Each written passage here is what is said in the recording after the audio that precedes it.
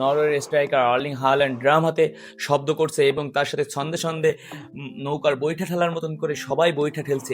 এটাকে কি বলে জানেন? এটাকে বলে ভাইকিং রো, অর্থাৎ ছন্দে ছন্দে বৈঠা চালানো।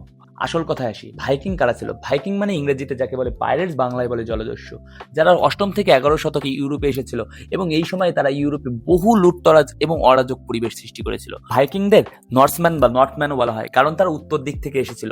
মনে করা হয় ক্রিস্টোফার কলম্বাস এর 500 বছর পূর্বে তারা উত্তর আমেরিকা ভ্রমণ করে এসেছিল।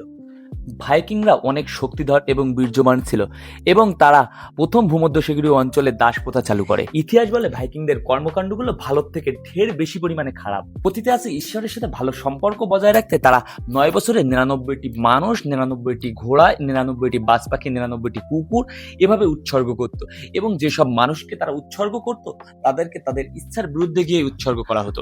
ভাইকিংদের আত্মপ্রকৃতি রাগ এবং কিংবা পরবর্তী প্রতিশোধের মানসিকতা ছিল প্রবল। তারা যুদ্ধের উন্মত্ততায় উন্মাদনায় সবসময় মেতে থাকতো। যেহেতু তারা দস্যু ছিল, তাদের দ্রুত নৌযান চালানো লাগতো, তাই তারা ড্রামের শব্দের ছন্দে একসাথে বৈঠা চালিয়ে দ্রুত নৌযান চালাতো। ভাইকিংদের কর্মকাণ্ডের পরিধি ছিল ব্যাপক এবং ভূমধ্যসাগরীয় বা সাগরের মধ্যে আসলে জলদস্যুদের জীবন কেমন ছিল এই সম্পর্কে আপনাদের পূর্ণ ধারণা বা একটু মোটামুটি ধারণা পেতে আপনারা পাইরেটস অফ ক্যারিবিয়ান মুভিটি দেখতে পারেন।